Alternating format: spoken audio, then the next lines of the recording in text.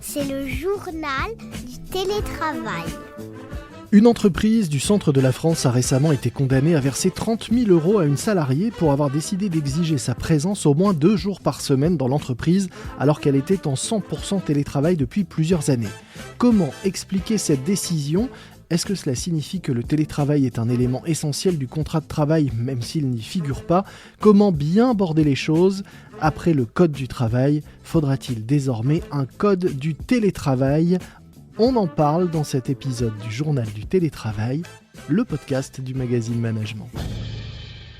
J'ai le plaisir de recevoir aujourd'hui Maître Thierry Meillat, avocat associé en droit social chez Hogan Lovells et qui conseille des entreprises et des groupes français et internationaux, d'ailleurs sur la plupart des questions de droit social français. Bonjour. Bonjour et merci de m'accueillir sur votre podcast. Alors, je le disais, donc une entreprise a récemment été condamnée à verser 30 000 € à une salariée pour avoir mis fin à son télétravail. Est-ce que vous pouvez nous expliquer ce qui s'est passé exactement et ce qui a justifié cette décision ? Et il s'agit en fait d'un arrêt de la Cour d'appel d'Orléans qui a été rendu en décembre dernier et qui effectivement concerne une situation qui pose quand même un problème au départ sur la notion de télétravail et de savoir si on était ou non dans une situation véritable de télétravail. À mon sens, c'est quelque chose qui n'a pas vraiment été soulevé dans les commentaires que j'ai pu lire de part et d'autre. Alors, je vous explique en 2 mots.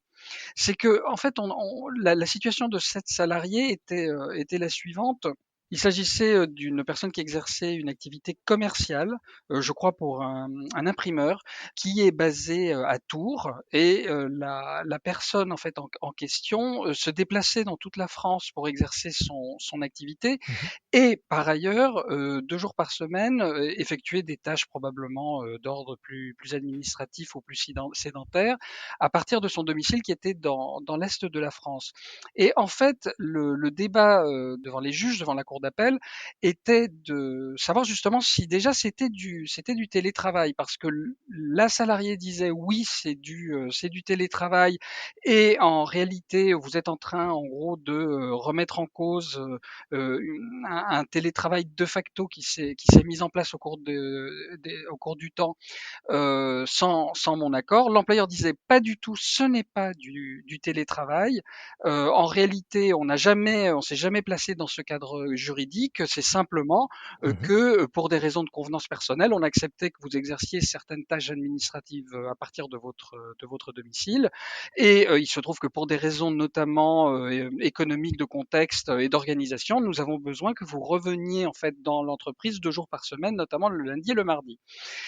Et la cour d'appel, en fait, c'est pas vraiment placé sur le terrain du télétravail. D'ailleurs, dans la motivation de l'arrêt, le mot de télétravail n'est pas mentionné. Il est mentionné dans les arguments des parties, mais pas dans la motivation de la Cour. La Cour, ce qu'elle dit, c'est, en réalité, c'est une question de lieu de travail. Le contrat de travail ne mentionnait pas de lieu de travail précis. Mais ce qui s'est passé, c'est que l'employeur a accepté pendant, je crois, environ 7 ou 8 ans, que la salariée, en fait, exerce ses activités sédentaires à partir de son domicile. Et donc, en réalité, l'employeur, de ce fait, a accepté que le lieu de travail du salarié soit au domicile, donc dans l'est de la France.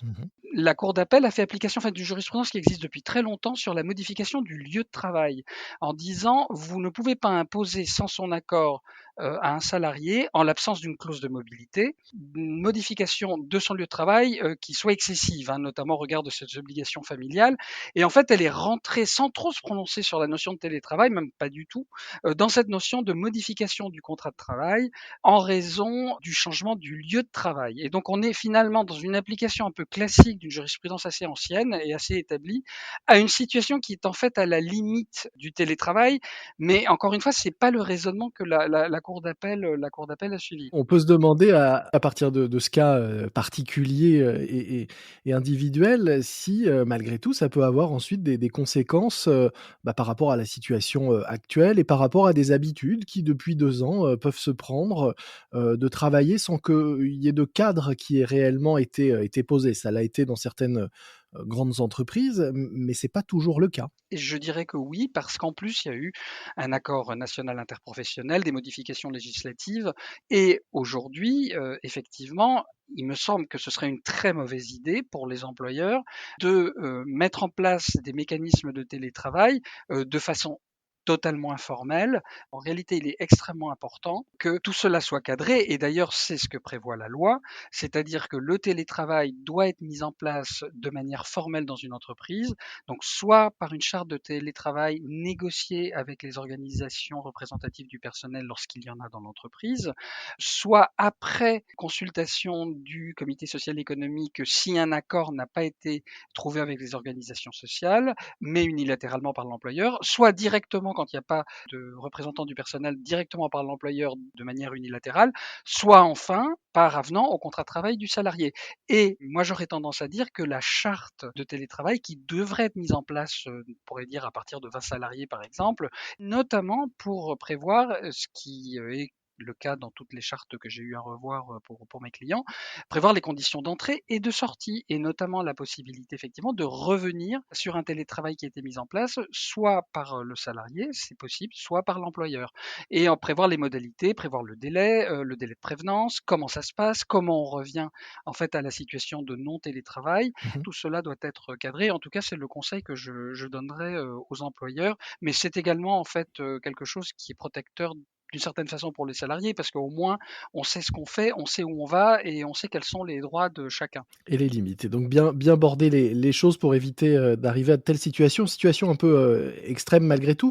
Je le disais, vous êtes spécialiste en droit social. Est-ce que, le télétravail est un sujet, qui s'invite de plus en plus dans les discussions que vous avez avec vos clients? Est-ce qu'il y a vraiment depuis 2 ans une explosion des sujets et des questions liées au télétravail? Dans ma pratique professionnelle, je n'ai pas eu beaucoup de litiges individuels liés à la mise en place du télétravail. Notre travail a surtout consisté à conseiller les employeurs dans la négociation en fait des chartes de télétravail ou des accords de télétravail. Il y a quelques contentieux avec des salariés, c'est toujours ce problème de refus de changement, de refus par exemple de venir certains jours Mmh mh. au siège de l'entreprise ou le débat sur les jours pendant lesquels le salarié devrait être au siège de l'entreprise, etc., ou le salarié qui est parti très loin pendant la crise sanitaire et puis qui par exemple a acheté une maison à 500 kilomètres de son lieu de travail et qui découvre qu'il va falloir qu'il revienne parce que le télétravail c'est fini, qui ne comprend pas pourquoi. Mmh. Donc on a ce genre de situation, on a quelques contentieux, mais sincèrement ce n'est pas la norme. De manière générale, ça a plutôt tendance à se passer bien. Alors vous disiez que malgré tout, il y avait peu de conflits. Il y en a quand même. Les sujets, surtout en ce moment de crispation, sont liés au contexte sanitaire, évidemment. Qu'est-ce qu'on peut faire en tant que salarié face à un employeur qui reste, malgré les annonces du gouvernement, réticent à me mettre en télétravail? Déjà, revenons à la base, qui est le protocole sanitaire en entreprise, qui prévoit dans sa dernière version que c'est 3 jours au moins par semaine pour les postes télétravaillables et 4 en fonction de la situation personnelle des salariés, le cas échéant. Donc, quand on lit le protocole, ça veut dire si le poste est télétravaillable, l'employeur doit mettre le salarié en télétravail 3 jours par semaine, au moins. Mmh mh. Deux questions surgissent, c'est qu'est-ce qu'un poste télétravaillable? Je pense qu'aujourd'hui, quand même, on a une vision relativement claire dans les entreprises de ce qu'est un poste télétravaillable. Mmh. Bon, si le salarié considère que son poste est télétravaillable et que l'employeur dit que non, alors que par exemple, imaginez, il était télétravaillable, je ne sais pas, en novembre de l'année dernière, quand Mmh. il y a eu du télétravail, bon là, le salarié aura quand même des arguments pour dire effectivement qu'il devrait être mis en télétravail.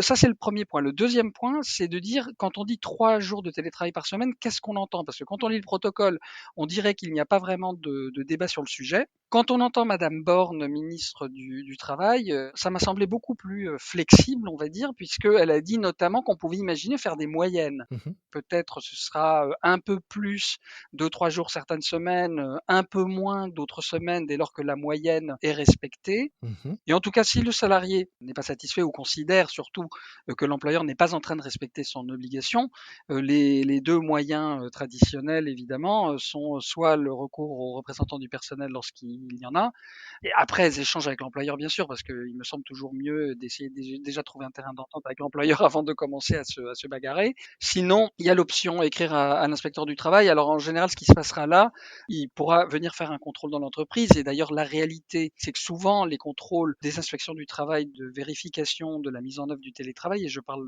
notamment pour les anciennes périodes de télétravail obligatoire dans le cadre de la crise sanitaire, c'est plutôt sur signalement. Question un peu annexe, un poste, admettons, est télétravaillable, mais mon employeur ne me donne pas les moyens matériels de télétravailler. Par exemple, j'ai un ordinateur, mais il est fixe. Qu'est-ce que je peux faire? Alors, normalement, l'employeur doit pouvoir donner effectivement, pour un poste télétravaillable, les moyens et les accès qui vont permettre effectivement aux salariés de télétravailler. C'est un vrai sujet pratique. C'est surtout le cas dans les petites entreprises qui disent mais on n'a pas les moyens financiers, par exemple, d'acheter un certain nombre d'équipements. Mmh. Et là encore, à mon sens, si l'employeur arrive à démontrer qu'il y a par exemple une impossibilité financière de procéder à ce type d'investissement compte tenu de la situation de l'entreprise, à mon avis, l'inspection du travail entendra l'argument. Par contre, si on sent que c'est plutôt un prétexte pour ne pas permettre à un salarié, notamment si c'est individuel, c'est-à-dire qu'il se trouve que comme par hasard, un salarié dont on ne veut pas qu'il aille télétravailler, on va dire ben non, c'est pas possible parce qu'on peut pas te donner un ordinateur portable. Mmh. Là, par contre, l'argument portera beaucoup moins. Pour finir avec un exemple peut-être insolite comme celui avec lequel nous avons commencé cette conversation. Aux États-Unis, Google a annoncé récemment que les télétravailleurs vont être rémunérés en fonction du lieu de résidence et du coût de la vie à cet endroit précis. Un salarié, par exemple, qui quitterait une grande ville pour télétravailler à la campagne pourrait ainsi perdre de 15 à 25% de son salaire Mmh. en fonction du coût de la vie et du coût du logement sur place. Est-ce que vous imaginez qu'une telle mesure soit possible en France? Quel problème, quelle question ça pourrait soulever? Bah, déjà, en France, de toute façon, le vrai sujet, c'est qu'on ne pourrait pas le faire, que ce soit d'ailleurs à la hausse ou à la baisse. Il y a un principe absolu du droit du travail français, c'est qu'on ne peut pas modifier la rémunération d'un salarié sans son accord. Mmh. Donc, si on dit aux salariés, ah bah finalement, vu l'endroit où vous allez habiter, on va vous diminuer votre salaire, par exemple, de 5 ou 10%. Le salarié peut parfaitement dire ben non, je ne veux pas que vous réduisiez mon salaire et je refuse en fait, je refuse cette réduction. Et là, dans encore une fois le système français, la solution pour l'employeur, c'est soit de renoncer à la modification et donc de laisser le salaire, soit de licencier le salarié. Mais là, il faudra qu'il trouve un motif parce que le refus du salarié ne sera pas un motif. Mais est-ce que ça pourrait être une condition? C'est-à-dire, j'accepte le télétravail à 100%, mais en contrepartie, je baisse votre salaire? Ça pourrait effectivement être quelque chose d'envisageable si le salarié accepte, encore une fois, Mmh. et sous réserve qu'il accepte, et sous réserve évidemment aussi qu'on respecte le salaire minimum, évidemment le SMIC, mais aussi les minima conventionnels, puisque, comme vous le savez, pour une majorité des salariés, en fait, les minimums salariaux sont définis par les conventions collectives, et ils sont supérieurs au SMIC. Eh bien, nous verrons, ça donnera peut-être lieu à de nouvelles jurisprudences que nous pourrons, commenter. Sans doute. Merci beaucoup maître Thierry, Meillat. Je rappelle que vous êtes avocat associé en droit social chez Hogan Lovells et que vous conseillez des entreprises et des groupes français et internationaux sur la plupart des questions de droit social français, dont les questions de télétravail. Merci beaucoup. Merci beaucoup. Vous aimez notre podcast? Alors faites-le nous savoir en nous mettant 5 étoiles sur Apple Podcast, par exemple. Moi je vous dis à très vite pour d'autres conseils et témoignages. D'ici là, portez-vous bien, soyez prudents et bon télétravail à tous. C'est le journal du télétravail.